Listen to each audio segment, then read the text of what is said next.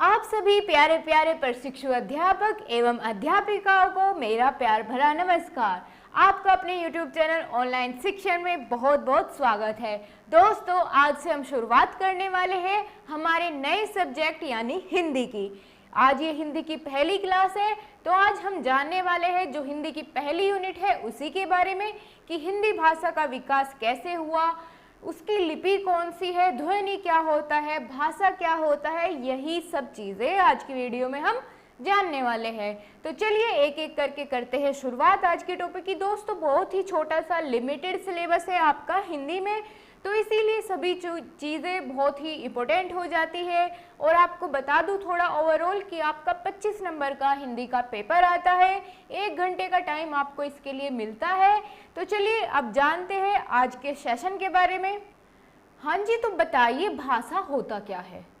देखिए, भाषा का प्रयोग हम सभी करते हैं, लेकिन एक जो क्लियर डेफिनेशन होती है वो नहीं पता होती बहुत से लोगों को।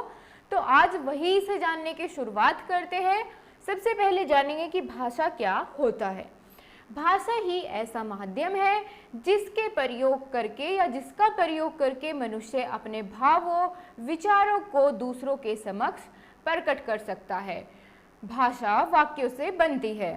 तो हमने क्या जाना कि भाषा अपने विचारों का, अपने थॉट्स का आदान प्रदान करने का एक माध्यम होता है और ये वाक्यों से बनी होती है। दोस्तों, भाषा के 2 रूप होते हैं, मौखिक भाषा और लिखित भाषा। क्या आप मुझे बताएंगे मौखिक भाषा क्या होती है? तो दोस्तों, ये वो भाषा होती है जिसे बोलकर प्रकट किया जाता है, यानी शब्दों में, ठीक है, बोलकर। लिखित भाषा वो होती है जैसे हम लिखकर किसी को मैसेज करते हैं, टेक्स्ट मैसेज करते हैं और या कोई कहानी लिखते हैं, तो जितनी भी लिखित चीज़ें होती है वो सभी आ जाती है लिखित भाषा में। लिखकर भी तो हम अपने विचारों का आदान प्रदान करते हैं, ज़रूरी नहीं कि हमेशा बोलकर ही हो, कभी कभी लिखकर भी होता है। तो भाषा के 2 रूप होते हैं, मौखिक भाषा और लिखित भाषा। आपको समझ आया भाषा क्या है? अब चलते हैं और जानते हैं कि ध्वनि होता क्या है। ध्वनि के बारे में विस्तार से जानेंगे। तो भाषा की ध्वनियों को जिन चिन्हों के द्वारा लिखा जाता है, सबसे पहले जान लेते हैं कि उसको लिपि कहते हैं। कि जिस भी भाषा को ध्वनियों के जिन चिन्हों के द्वारा लिखा जाता है उसे लिपि कहते हैं। और व्याकरण में ध्वनि का अर्थ होता है वर्ण। वर्ण को ही ध्वनि कहते हैं। ध्वनि का सामान्य अर्थ होता है आवाज, ठीक है। क्या अर्थ होता है ध्वनि का? आवाज। कोई भी आवाज हो सकती है, वो किसी भी चीज की आवाज हो तो उसे हम क्या बोलते हैं? ध्वनि बोलते हैं। और ये भाषा की सबसे छोटी इकाई होती है। ये आपको याद रखना है, आपके एग्जाम में पूछा जाता है कि भाषा की सबसे छोटी इकाई कौन सी है। तो दोस्तों, ये ध्वनि होती है और इसे हम वर्ण भी कहते हैं, ठीक है। भाषा की सबसे छोटी इकाई ध्वनि होती है, इसे हम वर्ण के नाम से भी जानते हैं। क्लियर हो गया आपको ये? तो चलिए अब इसको उदाहरण के थ्रू समझते हैं। जैसे पंखा चलने की आवाज होती है, ठीक है, उसे भी हम ध्वनि कहते हैं। पक्षियों के चहचहाने की भी ध्वनि होती है, जैसे बिल्ली म्याऊं म्याऊं करेगी, कौवा काव काव करेगा, तो ये सभी ध्वनि होती है और ध्वनि को हम वर्ण भी बोलते हैं, ठीक है। अगर स्वतंत्र रूप से देखा जाए तो ध्वनि का कोई अर्थ नहीं निकलता, ठीक है दोस्तों। और वर्णों, जब कई सारे वर्ण एक साथ मिल जाते हैं और जब कई सारे वर्ण मिलकर के एक शब्द बनता है और उसका कुछ अर्थ निकलता है, तब वो सार्थक शब्द हो जाते हैं। लेकिन तब तक इनका कोई अर्थ नहीं होता जब तक ये अलग अलग वर्ण रहते हैं। अब बारी आ जाती है लिपि के बारे में जानने की। सबसे पहले हम यही जानेंगे कि लिपि जो शब्द है इसका अर्थ क्या होता है। तो दोस्तों, लिपि का अर्थ होता है लीपना या फिर पोतना। देखा, कभी हमने सोचा भी नहीं होगा कि लिपि का अर्थ इस तरह से होता है, लेकिन होता है। क्या होता है? लिपि शब्द का अर्थ होता है लीपना या पोतना। विचारों का लीपना अथवा लिखना ही लिपि कहलाता है। लीपना यानी लिखना, ठीक है, लिखना ही लिपि कहलाता है। और आप मुझे कमेंट बॉक्स से बताइए हिंदी भाषा की लिपि कौन सी होती है। चलिए, तो मैं आपको अभी बता देती हूँ। हिंदी भाषा की लिपि होती है देवनागरी, लेकिन आपको इंग्लिश की बतानी है। इंग्लिश भाषा की लिपि कौन सी होती है, ठीक है। और देवनागरी लिपि को नागरी लिपि के नाम से भी जाना जाता है, ठीक है दोस्तों, तो चलिए अब हमारे एग्जाम में एक बहुत ही इंपॉर्टेंट क्वेश्चन इसमें से बनता है कि देवनागरी लिपि की क्या क्या खास बातें हैं या फिर विशेषताएं हैं। देवनागरी लिपि की विशेषताएं कुछ इस प्रकार से है।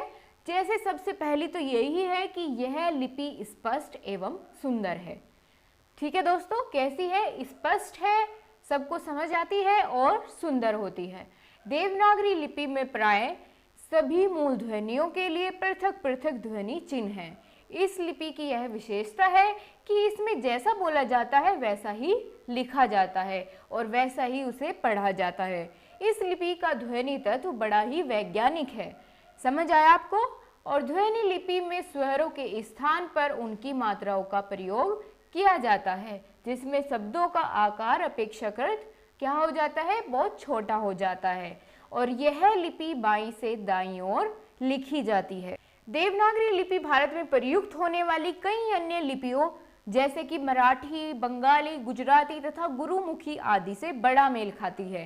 राष्ट्र की एकता की दृष्टि से यह अच्छी बात है क्योंकि इन सभी के साथ ये मेल खाती है। ठीक है दोस्तों, अब आपको ये सब क्लियर हुआ क्या है? बहुत ही इंपॉर्टेंट ये आपके सामने जो मैं लेके आई हूँ देवनागरी लिपि की विशेषता, ये आपको बिल्कुल याद कर लेनी है क्योंकि आपके एग्जाम में क्वेश्चन बनता है। ठीक है, एक बार फिर से रिवाइज करते हैं फटाफट।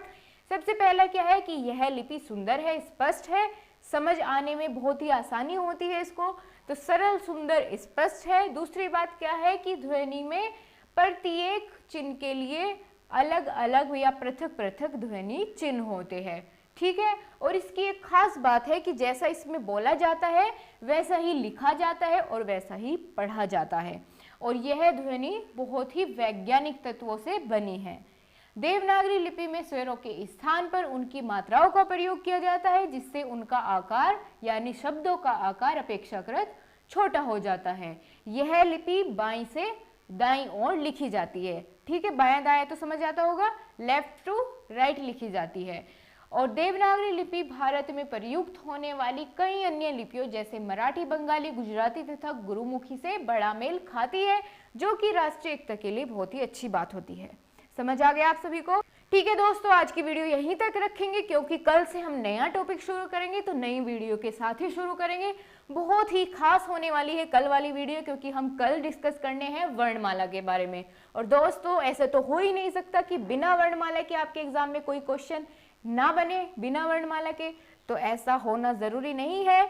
इसलिए हम बहुत अच्छे से डिस्कस करने वाले हैं कल की वीडियो में वर्णमाला नामक टॉपिक। तो चलिए कल मुलाकात होगी नई वीडियो के साथ और नए टॉपिक के साथ। तब तक के लिए अपना ध्यान रखिए, सेफ रहिए, सुरक्षित रहिए। आशा करती हूँ आपको बहुत अच्छे से सब कुछ समझ आया होगा। दोस्तों, अगर कोई भी पॉइंट आपको नहीं समझ आया है तो कमेंट बॉक्स में जरूर लिख भेजिए और अगर आपके कोई भी सुझाव है तो हमारे साथ जरूर शेयर करिएगा। और हमारे टेलीग्राम का ग्रुप नीचे डिस्क्रिप्शन में मिलेगा, आप उसको ज्वाइन कर लेना। और फिर अगर आपकी कोई क्वेरी रहती है मैं आपको अगली वीडियो में उसे जरूर एक्सप्लेन करूंगी। थैंक यू, अपना ध्यान रखिए, खुश रहिए।